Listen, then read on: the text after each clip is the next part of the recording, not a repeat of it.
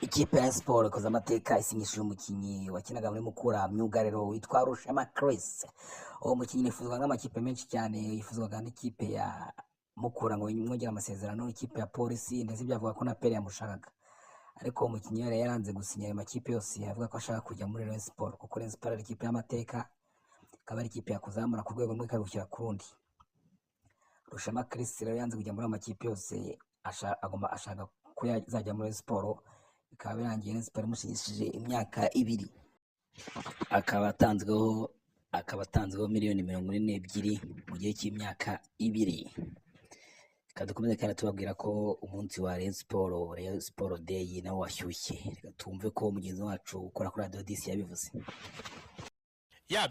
Byarangiye nyuma y'inama ebyiri zari zabereye i Kigali, hagashyirwaho timu y'abatekinisiye. Abo batekinisiye mwumvise baherekeje Tadeo, Claude Mushimire ndetse na Liliane, nibo n'ubundi bari bashyizwe muri task force mu itsinda ryo gutegura iyo match. Bari bahujwe n'abayanga, bari bamaze iminsi bareba feasibility yabyo nkuko nabivugaga. Bafashe indege kuwa mbere bajya Dar es Salaam, bihurirana nuko Engineer Hersi Said nawe avuye muri Leta Zunze Ubumwe za Amerika, aho yari yaragiye kureba igikombe cy'isi cy'amaklub. Yari yaratumiwe nk'umuyobozi w'ihuriro ry'amaklub muri Afrika. Urumva? Africa Football League. Niwe muyobozi wayo, bari bamutumiye anaprofita kureba match za Stefan Kiaziz, umukinnyi bagurishije muri Wydad, ubwo Wydad itashoboye gukomeza. Ubwo rero yageze Dar es Salaam aje kureba nawe match ye finale ya championnat na Simba Sports Club. Habaye inama yahuje aba bombi, Engineer Hersi na Tadeo Twagirayezu, kuwa kabiri saa 12 za nimugoroba, barasangira baraganira Dar es Salaam. Icyabaye nuko uwitwa Engineer Hersi yabwiye Tadeo ati, no kukubonera iminota 30 ngo tuvugane kuri uyu mugoroba birangoye cyane. Nukuri inshuti yanjye, nukuri umuvandimwe, nuko nzi kuri muri uyu mujyi kandi ari je waje kureba, kuko match dufite ejo iransaba kutaryama. Buranga ibintu byo kutaryama ntaho bitaba. Hose babakaniye Bari bafite n'impungenge z'uko Simba ishobora kutaza gukina. Mwacyumvise icyo kintu? Bavuga bati match tugomba kwitegura neza ku buryo tuyitsinda tugatwara igikombe cya championnat twanze dukunze. Bari busy cyane abantu bo muri Yanga.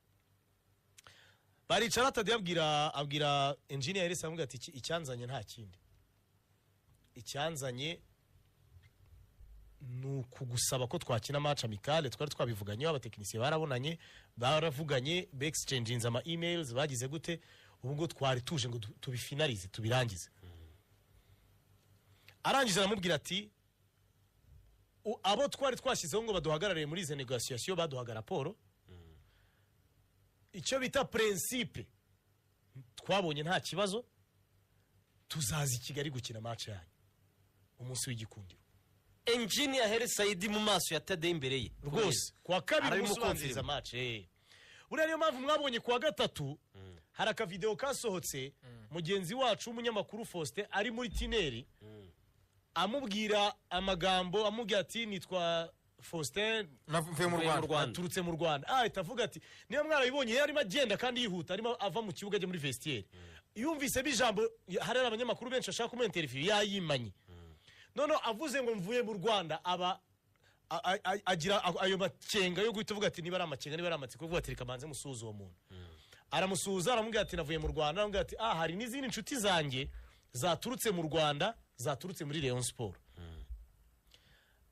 Simbigaruka aramubwira ati, ariko muzaze mu Rwanda, tunataka mkuje Kigali. Ati ni soon. Aravuga ati, we are coming very soon. Turaza vuba rwose. Yari nka confirmation, ariko abantu bo muri Rayon Sport bari Dar es Salaam, iriya karaka video nago kabatunguye kuko bari bamaze kuvugana. Hanyuma icyakurikiyeho ni iki? Match irabaye, baratsinze, celebration zirabaye. Umunsi kurikiyeho wari ejo hashize, mbere yuko bagaruka kuko bagarutse, ikibazo cyaje kuvukamo cyari icyo kuvuga ngo ni tariki zingahe. Ko muri principe bumvikanye ko Rayon Sport izishyura amatike y'indege, izanishyura hoteli. amatike y'indege Rayon Sport irimo irakorana n'abasponsor kugira ngo bibe covered na partnership. Igihe kizagera wenda tubivugeho ari uko byabaye amakuru. Irimo iravugana n'amahoteli, hari hoteli ebyiri hano mu mujyi wa Kigali barimo bavugana ku buryo babaha discount yo kuba bacumbikira Young Africans. Hoteli ebyiri zo ku rwego hoteli z'inyenyeri enye. Hanyuma ikibazo gisigaye rero ni amatariki. Ubuyobozi bwa Yanga bwabwiye ubuyobozi bwa Rayon Sport ikintu kimeze gitya. Shampiyona ya Tanzania yatinze kurangira kubera biriya bibazo byose mwabonye. Yarangiye kuri wa gatatu. Kuri iki cyumweru bafite match ya finali y'igikombe cy'igihugu bazakina bona Singida Black Stars, match izabera Zanzibar. Ubwo urumva ko sezo yabo irinze igeze ku itariki 29 z'ukwezi kwa gatandatu batarajya muri vacances. Rayon Sport muri proposal yatekerezaga ko yaba propose kuzakina match y'umunsi w'igikundiro nko mu matariki 26 na 7 y'uko ya karindwi. Kugira ngo binjiye mu kwa munani bashyize ibintu ku ruhande. Yanga yavuze ko ibyo bigoye. Kuko bo barifuza gufata vacances byibura ahafi bashaka gufata vacances byibura y'iminsi nka 25 ngo gutangira imyitozo ahubwo bikaba muri icyo gihe Rayon Sport yifuzaga ko bakina. Avuga ati twareba ahubwo mu kwezi kwa munani shampiyona yanyu izatangira ryari. Avuga ati matariki 15. Avuga ati twareba rero nka weekend ya mbere yo kwa munani cyangwa se niba byashoboka tugafata weekend ya kabiri. Icyo Rayon Sport igomba kuza kukinegosia na hano haba Ferwafa cyangwa Rwanda Premier League ku buryo byibura byajya Rayon Sport ikaba yakina nko hagati mu cyumweru ubundi gashyira match yayo ya Rayon Sport Day muri weekend. Hari ibintu byinshi byo kurebaho bikiri byo kuganiraho. En principe Yanga yemeye kuza gukina na Rayon ariko ntibarabona itariki. Niyo mpamvu ubona mu kuba batarabona itariki ntibaranatangaza match. Ntabwo batangaza match utari kuvuga itariki izaberaho. Ntabwo batangaza match utavuga stade izaberaho. Hari procedure nyinshi bakirimo bakora kugira ngo nizuzura bahite bazishyira mu bikorwa. Gusa bavuye Dar es Salaam bishimye bavuga ko urugendo rwabo rubaye successful. Ngewe icyo numva gikomeye ni ukuba harabayeho ibyo biganiro kandi bikaza kurangira Rayon Sport ibwiwe yes. Nuvuga ngo icyari gikomeye ni ukuba Rayon Sport Yanga yayereka ko iri interested kuza Kigali kuza kuyifasha. Kandi ibi byarabaye kandi ntabwo byabaye hagati y'intumwa zari zatumwe z'impande zombi. Ibyo byabaye hagati y'aba bosses bicaranye aba president b'amakipe yombi. Iyo ngiyo ni success ni ntambwe kuri Rayon Sport ya mbere. Icya kabiri uko mbibona Rayon Sport iraza kugendera cyane n'ubundi ku busabe bwa Yanga kuko ntago umupira uri mu kibuga cyawo. Ntago umupira uri mu kibuga cya Rayon Sport. Niba Yanga yo yakwemere kuza gukina Kigali ko nta kibazo bifiteho, Rayon Sport uraza kwemera n'amatariki bari kugupropoza kuko ni wowe ubakeneye cyane kubera icyo ushaka. Kuko birenze kuba ari match y'umupira w'amaguru ahubwo bitewe birimo na business. Birimo business kuba Yanga yaza Kigali. Urumva Young Africa yo impamvu ituma bavuga ko batashaka no gukora imyitozo mu kwezi kwa karindwi hagati baravuga ati twe dufite cyane shampiyona yacu izatangira mu kwezi kwa 9. Imikino ya kafi mu kwezi kwa 9.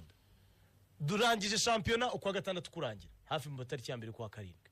Ntago byashoboka ko twede dushyira match ya gicuti mu kwezi kwa karindwi. Ntibikunda kandi biranumvikana. So icyo bagiye gukora rero bemeranyije ko bitarenze ku munsi wo kwa kabiri icyumweru gitaha hagomba kuba habayeho gufata umwanzuro w'itariki. Kuko urumva niba ujya gukora ama booking y'amatike, niba ujya gukora ama booking ya hotel, niba ibyo byose biba kare ibyo bikora ari uko ufite itariki. Itariki ni ikintu cy'ingenzi. None bikanahura itariki urayimenye niyo booking ukayikora kare kugira ngo amatariki n'amatike utazahendwa ya niba ari n'ama negotiation y'abashobora kugwada ama discount bakaba partenaire bawe muri iyo event. Ibyo byose barashaka kubibyirukankamo. Ikintu namenye nuko Rayon Sport ishobora no kwinjizamo iyo bita RCB, iki kigo cy'igihugu cy'ama event. Siko umuntu yagisobanura gutera. Efure wiriwe Rero neza Kanyizo Robin na Hitman RCB Rwanda Convention Bureau cyane mu kubafasha kuorganiza ibi bintu. Okay. Ubwo igihari ni kimwe, umwaka w'umupira w'amaguru mu Rwanda uzatangira ku itariki ya 2 z'ukwezi kwa 8 hakinwa Super Coupe, murabyibuka neza. Nuvuga ngo Super Coupe niba kuri Ariko rero Super Coupe ukurikirane neza bashaka kwishyira ku itariki 9 kubera impamvu imwe. Bakora iyi calendrier bateganyaga ko amarushanwa kafa azakinwa muri weekend ya tariki 8 na tariki 9. Bashyira Super Coupe ku itariki 2 ariko shampiyona izatangira 15. Uvuga hagati ya Super Coupe na shampiyona ni ibyumweru 2. Super Coupe ishobora gushyirwa ku itariki 9. niko biri buze kugenda, usibye ko hari n'indi propose ivuga ngo shampiyona yo ntitwayizana ku 8 cyangwa 9, tukazajya muri Champions League twakinnye match nyinshi ndetse no muri CHAN bagakomeza. Super Coupe ikaba yaguma kuri 2, shampiyona ikigizwe imbere, cyangwa se Super Coupe ikaba yajyanwa muri weekend bari basigiye Champions League na Confederation Cup, shampiyona ikaguma kuri 15. Mu byifuzo rero numva uko numvise abareyo abayobozi bareyo bo kuri iyo proposal uvuze, bo numvise bakwifuza ko Super Coupe ijya ku itariki 9, shampiyona ikajya ku itariki 15 nkuko bisanzwe, Yanga bakayishakira haba weekend ya mbere kwa 8 haba ya kabiri kwa 8 ku buryo banavuga ngo twebwe niyo twaba twamaze gukina Super Coupe twakora Rayon Day mbere yuko dukina shampiyona, bakavuga ati wenda match yacu ya shampiyona ona shampiyona iba kuwa mbere ndako kuwa gatanu kuwa gatandatu no ku cyumweru, match yacu ya shampiyona bakayishyira nko kuwa mbere twe dushaka gukora Rayon Day tukanakina. Biraza gusaba, urumva Rayon Sport biraza kuyisaba no kwemeza no kuvugana na Ferwafa bakamenya niba koko Super Coupe iguma kuri 2 cyangwa ijya muri weekend ya tariki 8.